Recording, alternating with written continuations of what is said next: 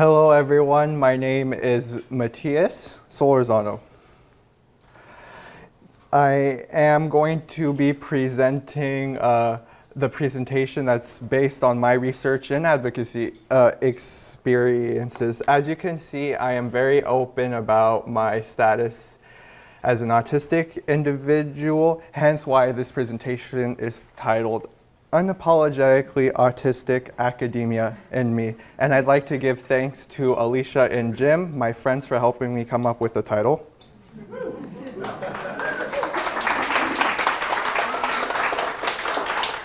First off, I'd like to dedicate this presentation to my grandfather, Alfonso Angel Solorzano. He passed away in March of 2024 from cancer. And one quote that he would always tell me whenever I talked to him on the phone, he would always tell me this: to have a good future, you must continue your education. And it was really consistent. Like each time I talked to him, he kept on saying this. And I thought, yeah, it's important that I continue my education because I'm such a privileged position to do positive change. And so yeah, I'd like to dedicate this presentation to him. And as Dr. Sanchez said, I aim to go on to a PhD program, so I hope to live up to what my grandfather said by continuing my education at the doctoral level. I'd also like to dedicate this presentation to my friends and my supportive mentors. Without their support, I wouldn't be where I'm at today, so I am eternally grateful to have them supporting not just like the research that I'm doing, but also the advocacy work. So thank you, friends and mentors. And I'd also like to give some thanks to my friends who were there with me as an undergrad at Cal State East Bay, because without their support, again, I wouldn't be where I'm at today. About me. I am trilingual. I speak Spanish, French, and English. I'm a dual French-American citizen, and I was diagnosed with autism at the age of 5. My original diagnosis was pervasive developmental disorder, not otherwise specified. This diagnosis basically means that whoever was diagnosing me determined that I didn't meet enough of the characteristics that were present within the previous version of the Diagnostic and Statistical Manual of Mental Disorders to qualify for an autism diagnosis, but PDD-NOS was reclassified as autism spectrum disorder under the most recent revision of the Diagnostical and Statistical Manual for Mental Disorders in 2013. So technically, yes, I am diagnosed as autistic. This is some of like the disability and autism advocacy work that I've done in the past and I'm currently doing at this very moment. A quote that I live up to is "Nothing about us without us." This quote basically means that if you want to do work involving individuals with disabilities, you can't do the work without involving them in each step of the research process. And so as a doctoral level researcher who aims to receive his PhD, I will ensure that all my studies that I design involve the input from the disability community. And that's a commitment that I'd like to make. As an undergrad at Cal State East Bay, I was involved with some of the work that Dr. Fung did at Stanford with the Stanford Neurodiversity project. My undergrad research mentor connected with Dr. Fung as part of the Neurodiversity at Work program, which was a study to help autistic individuals get employed and find a job. As one alarming statistic that I constantly come across when doing my autism research is 85% of individuals on the spectrum with a college degree are either unemployed or underemployed. And that's a problem as an autistic person that concerns me a lot, and I'll expand upon this later on, but it's definitely like a problem that I want to make an honest attempt to solve, and something that I've been like obsessed with, because I feel like autistic people have a lot to offer to society. And so not only I was involved with the Stanford Neurodiversity Project as an undergrad, I actually founded a disability justice student club as an undergrad at Cal State East Bay, because I recognized that there wasn't really a space on campus outside of accessibility services, or what was like legally required to have like a community for students with disabilities. And I've noticed at other universities that they have clubs like this, so I thought it would be a good idea to found like a club like this. As a grad student at Cal Poly Humboldt, last academic year I worked as an accessibility student fellow at the Office of Diversity, Equity, and Inclusion. I was the first ever disability and accessibility student fellow, and this project helped me create something really innovative that I hope will continue after I leave the Cal Poly Humboldt campus. I created disability and accessibility listening circles, the first ever disability and accessibility like listening circles that I was like aware of that directly supported individuals with disabilities. And again, these listening circles are a safe space for individuals with disabilities to talk about their experiences, and it is useful for the institution because the institution can use the disability and accessibility listening circles to kind of find out more about some of the challenges that individuals with disabilities face and how the institution can best support individuals with disabilities. I was also one of the lead organizers for Disability Awareness Day that happened on October 17th. President Spagna was invited to give a talk about disability, and it was really moving. Yeah, I was really proud of myself for helping to plan the event, and I hope that the event continues like the momentum to all like the disability related work that's going on campus. And in addition to helping to plan Disability Awareness Day, I am a student representative of the campus committee for accessibility and accommodations compliance. I was nominated by Associated Students, and in this committee we work on developing disability specific trainings, and there's other subcommittees that look for funding to fund some of the disability and accessibility related initiatives that are going to happen on campus.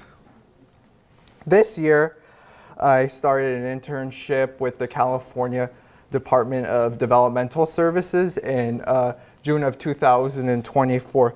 So the Department of Developmental Services, basically DDS oversees services and coordinates services for Californians with intellectual and developmental disabilities. The Autism Services branch is the branch where I'm an intern at, and it was founded in 2023 due to the increasing autism caseload that is present in the DDS's internal database. What's unique about this internship is that it's a neurodiversity like affirming workspace. I had other neurodivergent colleagues on my team, and I really felt that DDS celebrated disability. For example, like for Disability Pride Month, they asked me what it meant to be disabled, and I gave them like a quote. So I was celebrated for Disability Pride Month through DDS's social media, through a social media post that DDS put out. And then in addition to being a neurodiversity affirming workspace and to being like a really truly supportive workspace, I get to work on all sorts of cool branch projects. One of the projects I'm working on is a literature review where I'm helping my team come up with a database to help develop autism or a literature review, so we can like pull articles to help develop like an autism specific training. And this task has been like instrumental because it helps me become familiar with all of the areas in the autism research, all areas in like autism research, and I get to form research questions that kind of help me decide, ooh, what I could study at like the doctoral level. So it's been like a really fascinating task as I've been helping the branch, and I've been learning more about like what I want to do. And it's my current internship. Actually, I think sometimes when you're so passionate about something, I think you're just guided to meeting certain people. And someone in my LinkedIn network happened to like a post about the autism. There was like a position that DDS was like advertising on LinkedIn in the autism services branch. It's someone in my network liked the post, and then I decided to reach out to Dr. Lauren Libero, who's my current supervisor at DDS, and decided to have like an informational interview with her. And I talked to her for a period of several months, and it eventually led me to having a position with DDS as a graduate student assistant in the autism services branch. So maybe if I didn't come across that post on LinkedIn, I wouldn't be where I'm at today. So it's kind of strange how when you're passionate about something, I think you're just guided into like the path that you want to pursue. And I did not realize that until having this internship.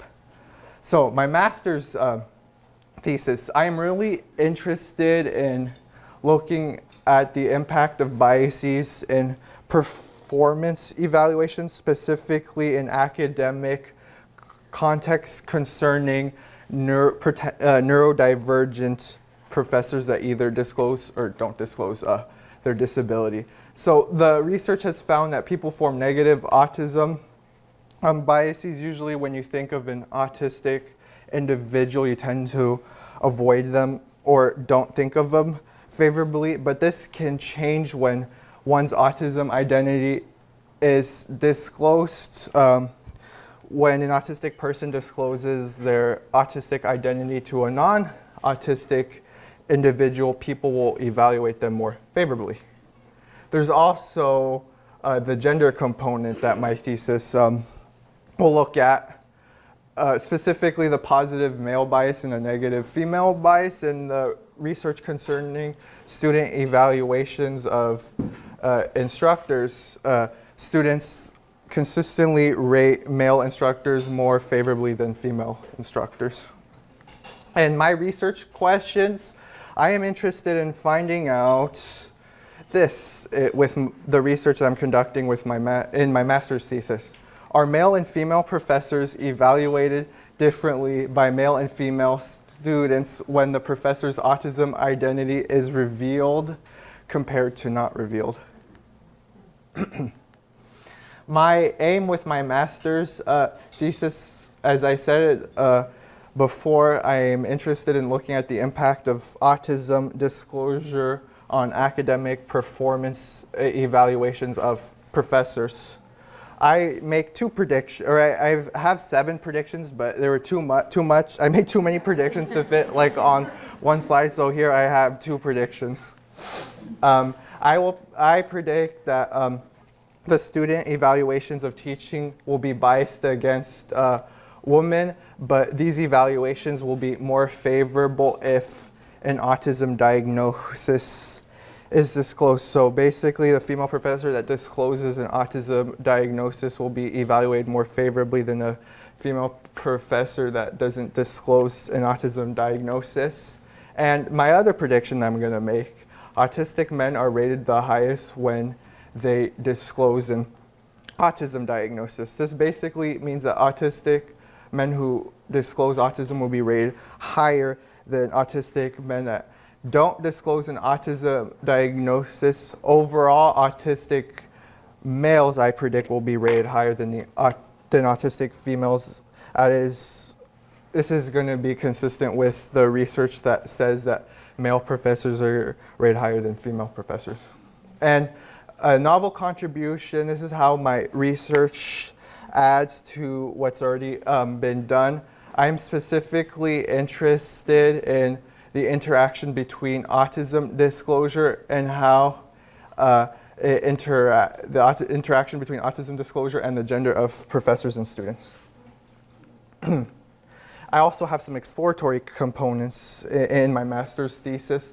I'm interested in looking at the impact of autism knowledge and autism attitudes. Previous research has found that people who know more about autism tend to have more favorable attitudes towards autism, meaning that people with more knowledge of autism could theoretically rate instructors higher. And this has been done in previous research, and I'm looking to replicate what's already been done with my master's thesis. This research has some very important implications. My thesis seeks to support and encourage autistic individuals to pursue careers in academia, as autistic individuals are considered an underrepresented minority. And autistic individuals can add to the literature and the academic discourse by presenting various perspectives that other individuals might have not thought of in the past. And some of the most famous scientists and individuals who changed the world were in fact autistic. It is suspected that people like Albert Einstein were suspected to have autism, and potentially Isaac Newton as well. So some of the future directions where I could see my research being expanded upon that I didn't have the chance to do for my master's thesis, I want to explore more of the female-specific autistic traits, as autism in females is understudied. The female-specific traits are not yet identified. Some researchers think that there's an overlap between male and female autistic traits, where some researchers think that male and female autistic individuals have different traits that are specific to each gender. And then autism is underdiagnosed in females. And these are some of my career goals. I aim to get a PhD. My dissertation research will focus on the transition from youth to adulthood in autistic individuals, specifically in the employment domain. I am interested in finding out some of the barriers to employment within autistic adults and trying to see what we can do to make employment more equitable for autistic adults. And I want to increase the employment rate of autistic adults, whether that could be through customized employment, which is the employment opportunity that I had. Is basically I created a customized position description of what I was good at and what some of my strengths were. And the research has found that consistently autistic individuals who participate in customized employment opportunities have a higher employment rate than autistic individuals who do not participate in these customized employment opportunities. So I urge people who work in academia who might come across autistic individuals who are interested in looking for a job to kind of figure out what are some of the strengths that an autistic individual has, and to kind of give them more agency in creating the job description and really working with them to create a job description that is in alignment with their strengths. And also another one of my aims with my research at the doctoral level is I want to inform individuals with autism and their families about vocational rehab. Vocational rehab is a resource that's available to any individual that has a diagnosed disability, and there needs to be paperwork that supports their admission into vocational rehab or to receive services. And in the autism community, vocational rehab is only utilized by 1% of autistic adults, and it kind of this statistic kind of alarms me, because voc rehab can provide assistance in paying for college tuition, textbooks, job training. And so my doctoral research also seeks to find out how we can get more autistic individuals utilizing voc rehab. And also beyond the PhD, I aim to be a leader creating positive change for the neurodiversity community and the disability community by living up to the quote, "Nothing about us without us." Thank you very much.